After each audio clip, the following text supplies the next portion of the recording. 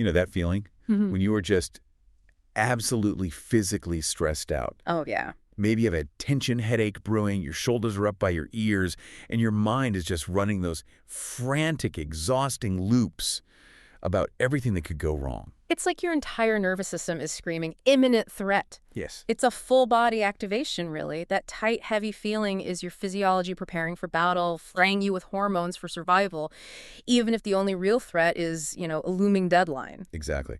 But then, right in that moment of complete internal chaos, someone you trust offers you a hug, Mm-hmm. and you feel it. Yeah. That fractional, immediate release. Mm-hmm.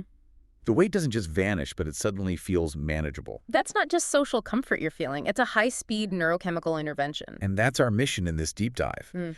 We're going to scientifically dissect that profound shift. We're looking at what a single intentional hug actually does to reset our whole system. Right. This is about taking something universal, touch, and really understanding its deep, measurable impact on our brain and body chemistry. And it is so universal, but it's also universally awkward sometimes, isn't it? Totally. I mean, the sources remind us that we start life being held, but that intimacy often fades. Sometimes it's cultural norms, like in some traditional Asian households where closeness is shown through acts of service, not so much hugging. And that fading of physical affection is exactly why so many people today are grappling with, touch starvation and the loneliness that comes with it.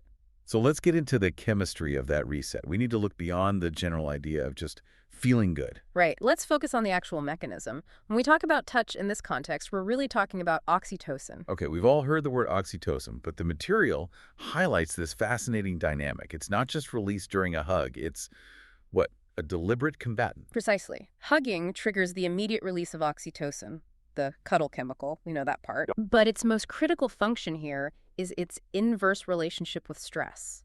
Oxytocin actively works to lower the production of cortisol. Which is the primary stress hormone that keeps that alarm bell ringing. Exactly. So this is a direct nervous system dampener. It operates much, much faster than just, words of reassurance could. So it's not just a distraction from the stress. It's literally turning down the volume on the body's physical alarm system. It is a systemic intervention. And this is where we run into what the sources call the deficiency reality. The deficiency reality. Yeah. Experts suggest that for optimal emotional and physical maintenance, we should be aiming for 4 to 8 hugs a day. Wait a minute, 4 to 8 a day? A day. But the reality for many people, according to the research compiled here, is that they rarely get 4 hugs a month. Wow. That is a massive gap in what you called emotional maintenance. It's a huge gaping hole. So what happens physiologically when you're in that chronic state? Does the body just compensate, or does that stress just build and become the new normal? The stress becomes normalized. That's the problem. Your system just stays in a heightened state of alert. And this is why the research is so specific about duration. Oh, right.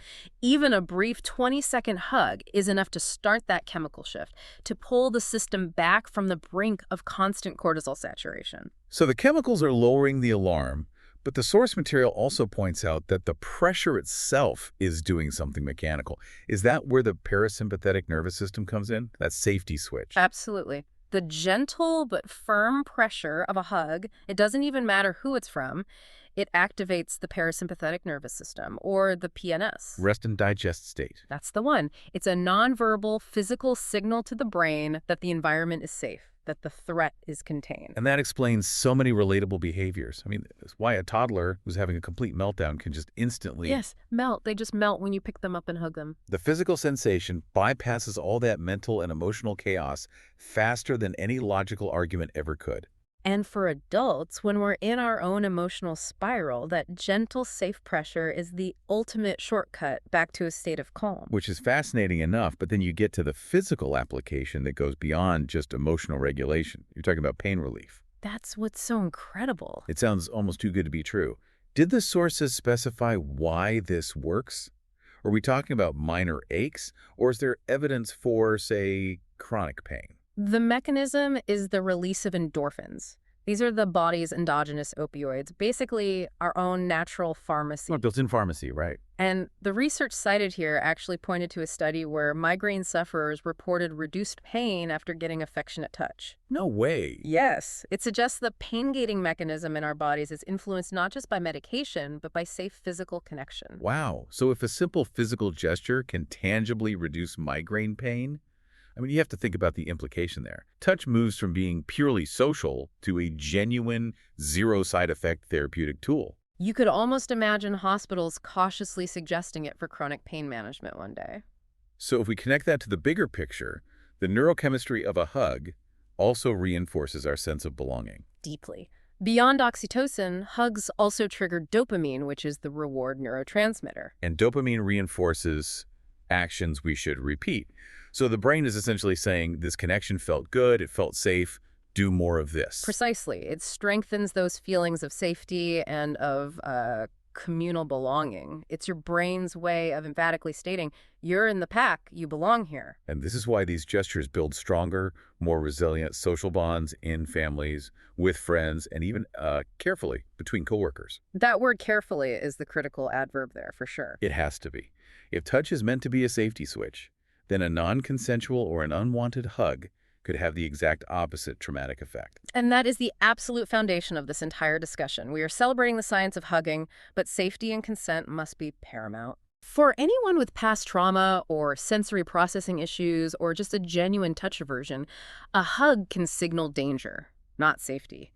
And that feeling is completely valid. It has to be respected. Okay, so we established consent as the baseline. Always ask first.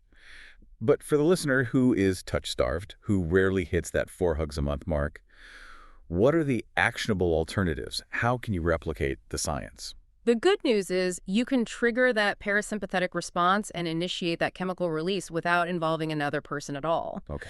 The core requirement is either comforting pressure or an effective emotional release. So things like a weighted blanket, which have become so popular, they must be highly effective then. Oh, absolutely. That firm distributed pressure is perfect for activating that system, for signaling safety. And what else? Other methods include self-soothing touch, like wrapping your arms firmly around yourself, or even just hugging a pet or a very large pillow.